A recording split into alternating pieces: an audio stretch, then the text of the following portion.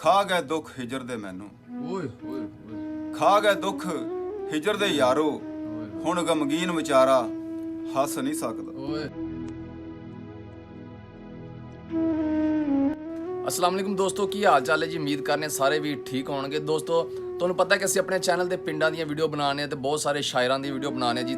ਸਾਡੇ ਚੈਨਲ ਤੁਸੀਂ ਅੱਗੇ ਵੇਖ ਚੁੱਕੇ ਹੋ ਕਿ ਬਹੁਤ ਸਾਰੇ ਸ਼ਾਇਰਾਂ ਦੀ ਜਿਹੜੀਆਂ ਮੈਂ ਵੀਡੀਓ ਬਣਾ ਚੁੱਕਿਆ। ਅੱਜ ਇੱਕ ਐਸੇ ਸ਼ਖਸੀਅਤ ਦੇ ਨਾਲ, ਇੱਕ ਐਸੇ ਇਨਸਾਨ ਦੇ ਨਾਲ ਤੁਹਾਨੂੰ ਮਿਲਾਉਣ ਲੱਗਿਆ ਜਿਨ੍ਹਾਂ ਦੀ ਉਹ ਨੈੱਟ ਤੇ ਸੋਸ਼ਲ ਮੀਡੀਆ ਤੇ ਨਜ਼ਰ ਨਹੀਂ ਆਉਂਦੇ, ਲੇਕਿਨ ਅੱਜ ਉਹਨਾਂ ਦੀ ਮੈਂ ਸ਼ਾਇਰੀ ਸੁਣੀ, ਯਕੀਨ ਕਰੋ ਮੈਂ دیਵਾਨਾ ਹੋ ਗਿਆ। ਇੰਨੀ ਅੱਛੀ ਨਜ਼ਮ ਪੜ੍ਹਦੇ ਨੇ, ਇੰਨੀ ਅੱਛੀਆਂ ਗਜ਼ਲਾਂ ਪੜ੍ਹਦੇ ਨੇ ਪੰਜਾਬੀ ਦੇ ਵਿੱਚ। ਮੈਂ ਤੁਹਾਨੂੰ ਵੀ ਸੁਣਾਉਣ ਲੱਗਿਆ। ਅਗਰ ਅੱਛੀ ਲੱਗੇ ਤਾਂ ਲਾਈਕ ਸ਼ੇਅਰ ਕਮੈਂਟ ਕਰਕੇ ਉਹਨਾਂ ਦੀ ਹੌਸਲਾ ਅਫਜ਼ਾਈ ਜ਼ਰੂਰ ਕਰਨੀ ਹੈ। ਬਹੁਤ ਅੱਛੀ ਸ਼ਾਇਰੀ ਕਰਦੇ ਜੀ। ਮੇਰੀ ਮੁਰਾਦ ਹੈਗੀ ਜੀ ਜਨਾਬ ਰਾਏ ਗੁਲਾਮ ਹਸਨ ਗਮਗੀਨ ਸਾਹਿਬ ਜੀ। ਇਹ ਸਾਡੇ ਪਿੰਡ ਦੇ ਨੇ ਮਾਸ਼ਾਅੱਲਾ ਜੀ, ਤੇ ਬਹੁਤ ਅੱਛੀਆਂ ਨਜ਼ਮਾਂ ਪੜ੍ਹਦੇ ਨੇ। ਤੇ ਮੈਂ ਅੱਜ ਮੇਰੇ ਕੋਲ ਦੁਕਾਨ ਤੇ ਆਇਆ ਜੀ। ਮੈਂ ਕਿਹਾ ਜੀ ਸਾਡੇ ਚੈਨਲ ਤੇ ਵੀ ਤੁਸੀਂ ਕੋਈ ਆਪਣੀ ਨਜ਼ਮ ਸੁਣਾਓ ਜੀ। ਜੀ ਸਰ, ਕੀ ਹਾਲ ਚਾਲ ਹੈ ਜੀ? ਠੀਕ ਹੈ, ਸ਼ੁਕਰ ਅੱਲਾਹ ਜੀ। ਸੁਣੋ ਠੀਕ। ਅੱਛਾ ਸਰ, ਤੁਸੀਂ ਕੋਈ ਆਪਣੀ ਸੁਣਾਓ ਭਾਈ ਜੀ, ਆਪਣੀ ਨਜ਼ਮ ਸੁਣਾਓ। ਗਜ਼ਲ ਹੈ ਕਿ ਨਜ਼ਮ ਹੈ ਜੀ? ਗਜ਼ਲ ਸੁਣਾਣੀ। ਗਜ਼ਲ ਸੁਣਾ ਦਿਓ ਚਲੋ ਜੀ। ਮਾਸ਼ਾਅੱਲਾ। ਦਿਲ ਦੀਆਂ ਗੱਲਾਂ ਦੱਸ ਨਹੀਂ ਸਕਦਾ, ਹਾਏ। ਦਿਲ ਦੀਆਂ ਗੱਲਾਂ ਦੱਸ ਨਹੀਂ ਸਕਦਾ, ਤੀਰ ਕਮਾਨੋਂ ਕੱਸ ਨਹੀਂ ਸਕਦਾ। ਓਏ ਹੋਏ ਹੋਏ ਹੋਏ। ਦਿਲ ਦੀਆਂ ਗੱਲਾਂ ਦੱਸ ਨਹੀਂ ਸਕਦਾ, ਤੀਰ ਕਮਾਨੋਂ ਕੱਸ ਨਹੀਂ ਸਕਦਾ। ਵਾਹ। ਚਾਰ ਚਫੇਰੇ ਗਮ ਦੇ ਘੇਰੇ, ਓਏ ਹੋਏ ਹੋਏ। ਚਾਰ ਚਫੇਰੇ ਗਮ ਦੇ ਘੇਰੇ, ਹਾਏ ਹਾਏ। ਇਥੋਂ ਹੁਣ ਮੈਂ ਨੱਸ ਨਹੀਂ ਸਕਦਾ। ਓਏ ਹੋਏ ਹੋਏ। ਚਾਰ ਚਫੇਰੇ ਗਮ ਦੇ ਘੇਰੇ, ਇਥੋਂ ਹੁਣ ਮੈਂ ਨੱਸ ਨਹੀਂ ਸਕਦਾ। ਕੁਝ ਇੰਜ ਦੇ ਹੱਥ ਵਿਖਾਏ ਸਜਣਾ, ਕੁਝ ਇੰਜ ਦੇ ਹੱਥ ਵਿਖਾਏ ਸਜਣਾ, ਹੁਣ ਜਾਲ ਸ਼ਿਕਾਰੀ ਮੈਂ ਫਸ ਨਹੀਂ ਸਕਦਾ। ਕੁਝ ਇੰਜ ਦੇ ਹੱਥ ਵਿਖਾਏ ਸਜਣਾ, ਹੁਣ ਜਾਲ ਸ਼ਿਕਾਰੀ ਮੈਂ ਫਸ ਨਹੀਂ ਸਕਦਾ। ਉਜੜ ਗਿਆ ਜੇ ਝੁੱਗਾ ਮੇਰਾ, ਓਏ ਹੋਏ ਹੋਏ। ਉਜੜ ਗਿਆ ਜੇ ਝੁੱਗਾ ਮੇਰਾ, ਹਾਏ ਹਾਏ ਹੁਣ ਇਹ ਕਦੀ ਵਸ ਨਹੀਂ ਸਕਦਾ। ਹਾਏ ਹਾਏ। ਉਜੜ ਗਿਆ ਜੇ ਝੁੱਗਾ ਮੇਰਾ, ਹੁਣ ਇਹ ਕਦੀ ਵਸ ਨਹੀਂ ਸਕਦਾ। ਖਾ ਗਏ ਦੁੱਖ ਹਿਜਰ ਦੇ ਮੈਨੂੰ, ਓਏ ਹੋਏ ਹੋਏ। ਖਾ ਗਏ ਦੁੱਖ ਹਿਜਰ ਦੇ ਯਾਰੋ, ਹੁਣ ਗਮਗੀਨ ਵਿਚਾਰਾ ਹੱਸ ਨਹੀਂ ਸਕਦਾ।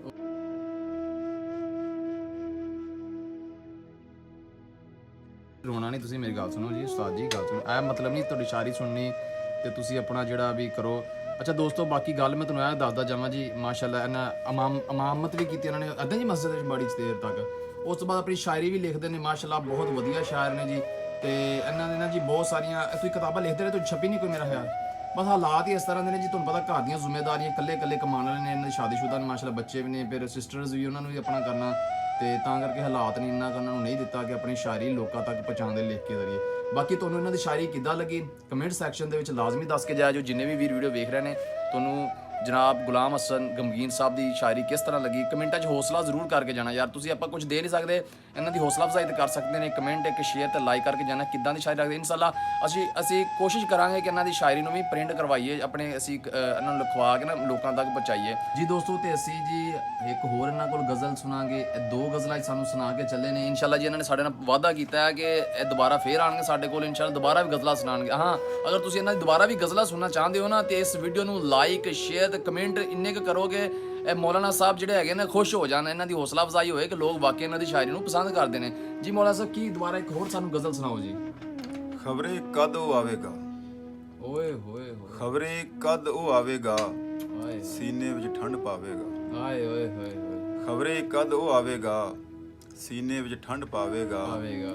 ਸਾਨੂੰ ਰੋਗੀ ਕੀਤਾ ਸੂ, ਹੂੰ। ਉਹ ਵੀ ਤੇ ਪਛਤਾਵੇਗਾ। ਪਛਤਾਵੇਗਾ। ਵਾਹ। ਸਾਨੂੰ ਰੋਗੀ ਕੀਤਾ ਸੂ, ਹੂੰ। ਉਹ ਵੀ ਤੇ ਪਛਤਾਵੇਗਾ। ਵਾਹ। ਦਿਲ ਵਿੱਚ ਭਾਂਬੜ ਬਲਦੇ ਨੇ, ਓਏ।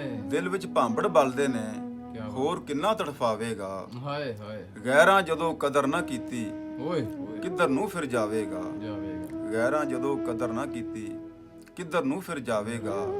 ਮੁੱਖੇ ਫੁੱਲ ਗੁਲਾਬ ਤੇਰਾ, ਹੂੰ।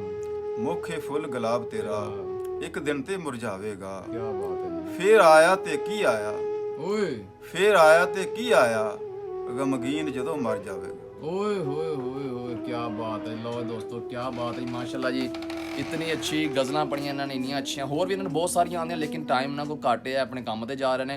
दोस्तों मैं एक गल होर कहना चाहांगा, ਸਾਡੇ ਮੁਲਕ 'ਚ ਐਡੇ ਵਸਾਇਲ ਨਹੀਂ ਕਿ ਇੱਕ ਆਮ ਬੰਦਾ ਅੱਗੇ ਟੈਲੈਂਟ ਦੀ ਵਜ੍ਹਾ ਤੋਂ ਅੱਗੇ ਆ ਜਾਵੇ। ਜ਼ਾਹਰੀ ਬਾਤ ਹੈ ਇਸ ਤੋਂ ਪਹਿਲੇ ਵੀ ਮੈਂ ਤੁਹਾਨੂੰ ਪਤਾ ਇੱਕ ਸ਼ਾਇਰ ਦਾ ਇੰਟਰਵਿਊ ਲਿਆ ਸੀ ਮੁਨੱਵਰ ਸ਼ਕੀਲ ਦਾ, ਮੇਰੀ ਆਈਡੀ ਦਾ ਤੁਸੀਂ ਜਾ ਕੇ ਚੈੱਕ ਕਰ ਸਕਦੇ ਹੋ। ਉਹਨਾਂ ਦੀ ਮੈਂ ਇੰਟਰਵਿਊ ਕਰ ਰਿਹਾ ਸੀ ਤੇ ਉਹ ਰੋਣ ਲੱਗ ਗਏ ਸੀ, ਫਿਰ ਉੱਥੇ ਮੈਂ ਆਪਣਾ ਇੰਟਰਵਿਊ ਕਲੋਜ਼ ਕਰਤਾ ਕਿਉਂਕਿ ਮੇਰਾ ਦਿਲ ਵੀ ਨਹੀਂ ਮਤਮਈਨ ਹੋਇਆ, ਮੇਰਾ ਦਿਲ ਵੀ ਰੋ ਰਿਹਾ ਸੀ ਇਹ ਚੀਜ਼ ਨੂੰ ਵੇਖ ਕੇ।